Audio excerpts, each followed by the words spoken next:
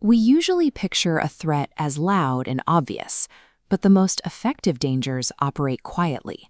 Like a single drop of ink in clear water, they slowly spread until they color the entire glass, doing their damage without making a sound. We picture a narcissist as someone boasting at the head of a table, demanding everyone's attention. But there is a much quieter variation that hides right out in the open. Meet Emma. She is exhausted. For months, she's felt drained and unsteady, as if her most supportive friend is actually the source of her stress. This table highlights the difference in how these personalities operate. If you look at the core strategy row, a loud narcissist relies on direct confrontation, but the hidden type uses passive-aggressive sabotage, acting helpful while quietly derailing things behind the scenes. This behavior is so destructive because it's invisible to everyone else. It operates like a psychological virus, masking its intent behind politeness and normal social manners. When Emma first met Mark, he seemed like the perfect listener. He arrived offering help and projecting an image of absolute warmth and compassion. This diagram shows how that helpfulness functions as a mask. By playing the savior, or the good Samaritan, a manipulator can bypass your natural boundaries.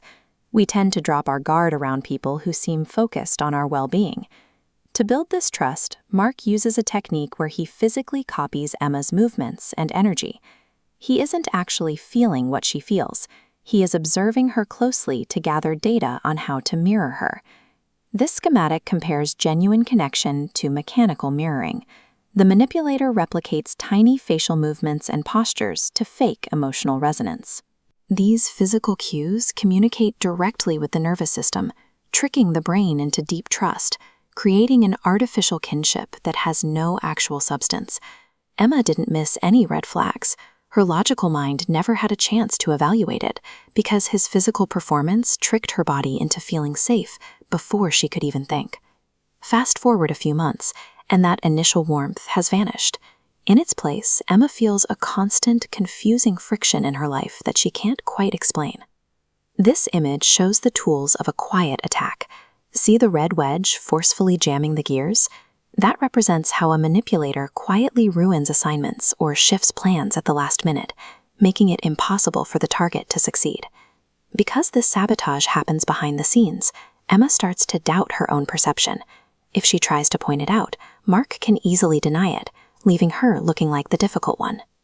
This network map shows how they insulate themselves. They build an inner ring of human shields, people who genuinely believe the abuser is a good guy.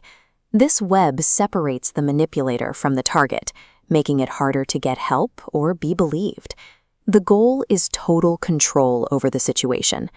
By the time Emma realizes something is wrong, she is isolated and questioning her own sanity. Eventually, Emma might set a small boundary or offer a mild critique. To a hidden narcissist, even a tiny slight feels like a major injury to their ego. Instead of shouting, they use a form of silent retaliation. They abruptly stop all of that warmth and mirroring they used earlier, leaving the target in a freezing silence. This diagram, the shift to absence, shows that transition. The solid, warm geometric structure on the left is instantly replaced by the empty, dashed outline on the right. They go from being your best friend to being a cold, emotionless stranger. This graph tracks the damage that silence does. Look at the center where the lines cross. The moment the manipulator's presence flatlines, it creates a psychological vacuum. This causes a sudden, panicked fear of being abandoned to spike within the target. The manipulator uses this absence as a weapon. They create a void so painful that the target becomes desperate to do whatever it takes to bring the warm version of the person back. For Emma, the first step toward recovery is noticing the pattern. What felt like personal, random chaos starts to look like a repeatable, mechanical cycle. This final synthesis reveals the truth behind the mask.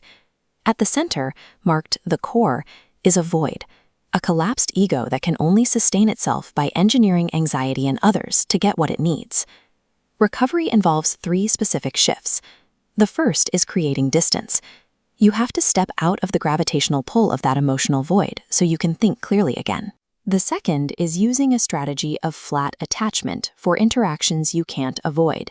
By staying neutral and emotionless yourself, you stop providing the reactions the manipulator uses for fuel. The third shift is reclaiming your own genuine baseline. It means reconnecting with the empathy and strengths that were targeted, but this time protecting them with firm boundaries. This type of manipulation relies on being hidden. By seeing exactly how the machinery works, you take away its power, allowing you to reclaim your reality and protect your peace.